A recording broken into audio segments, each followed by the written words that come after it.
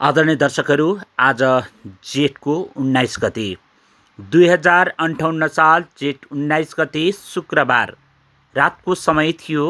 Good Friday पार्टीका लागि नाराहिटी राजदरबारभित्र पारिवारिक जमघट भइरहेको थियो। उक्त जमघटमा नाराहिटी राजदरबारको त्रिभुवन सदनमा एक्कासी गोली चल्न पुग्यो। गोली कसले चलायो, किन चलायो र उक्त गोलीबाट राजपरिवारका सदस्यहरूको देहान्त भयो।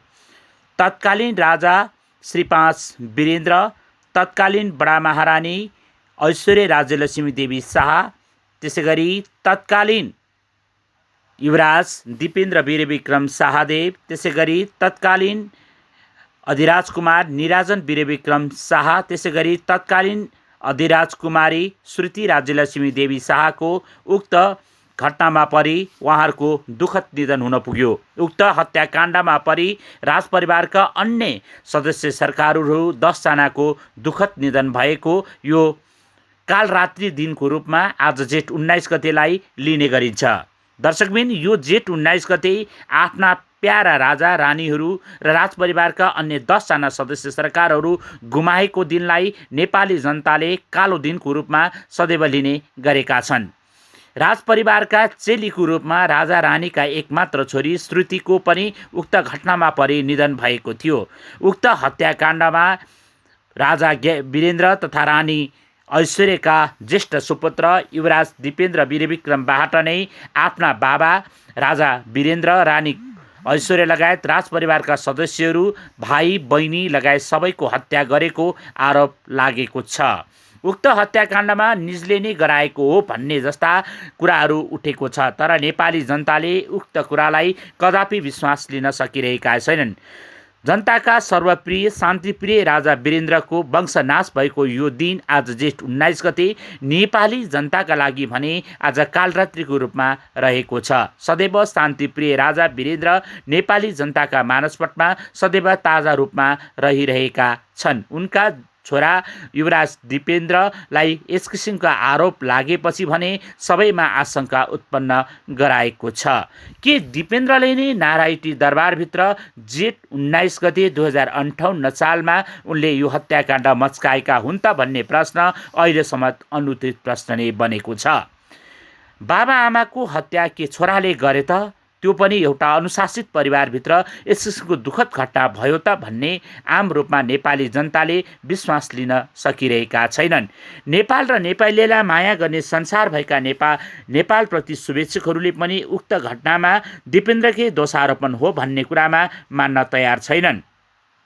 तत्कालीन सर्वोच्च अदालतका प्रधान न्यायाधीशको अध्यक्षतामा घटना छानबिनका लागि तत्कालीन सभामुख तारानाथ राणाभाट, त्यसैगरी विपक्षी दलका नेता तथा नेकपाका तत्कालीन रूपमा विपक्षी नेता रहनुभएका माधव कुमार नेपालको छानबिन समिति राजाबाट घोषणा भएको थियो। उक्त घोषणा भएको समितिले विभिन्न किसिमका अध्ययन अनुसन्धान गरी आफ्नो प्रतिवेदन त बाहिर ल्यायो, तर उक्त प्रतिवेदनमा तत्कालीन रहेका महाराजा ध्याज घोषणा भइसकेका हत्याकाण्डपछि दिपेन्द्र वीरविक्रम शाहलाई नै उक्त हत्याका दोषी करारनामा दिने प्रयास भयो। नारायणीभित्र घटेको यो घटनालाई नेपाली जनताले रगतको मूल्यलाई लिन चुकाएनन्। हजारौं हजार लाखौं नेपालीहरूका आँसु रसाए आफ्ना प्यारा राजा रानी र युवराज अनि राजपरिवारका अन्य 10 जना सदस्य सरकारको दुःखद निधनलाई नेपाली जनताले सहज रूपमा लिन सकेनन्। राजा वीरेन्द्र तिनी हुन् 2036 सालमा जन्म सङ्ग्रहद्वारा नेपाली जनताले के चाहन्छन्, कुन शासन व्यवस्थाप्रति विश्वास राख्छन् भन्ने समेत औलाएका तिनैका छोरा दिपेन्द्रबाट यस किसिमको घटना भयो भन्ने कुरामा सबैमा विश्वास रहेको छैन। हुन त उक्त घटनामा कालो पदार्थ सेवन गरी राजा दिपेन्द्रले नै आफ्ना बाबा मातालाई हत्या गरेको समेत तारानाथ राणाभाट जो सभामुख थिए उनले भटट गर्दै उक्त कुरालाई बताएका थिए। उक्त घटनामा राजपरिवारका जिम्मेवार सदस्य सरकारहरूको निधन हुन पुगेको थियो।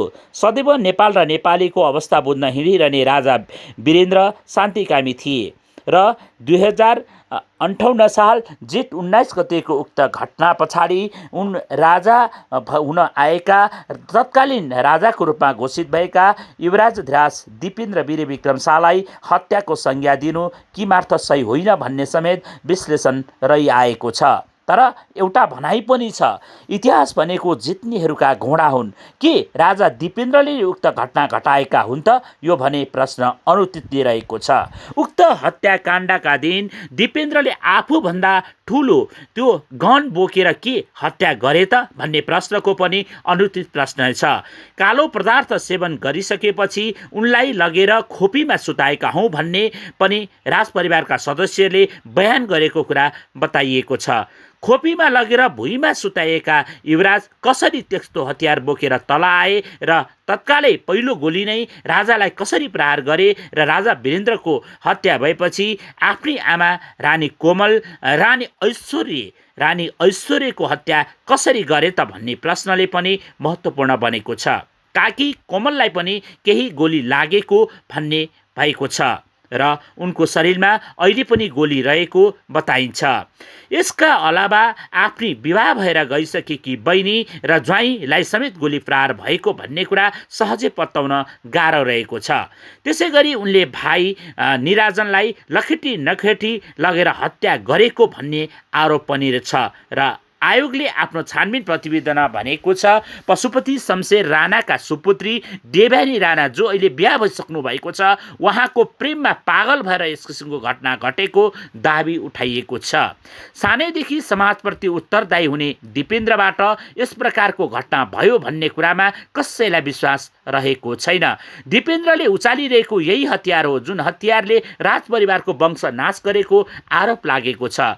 भट्टले उचालेको यो प्रतिवेदनमा देखाएको हतियार एक्चुअली राम्रोसँग हेर्नुहोस्।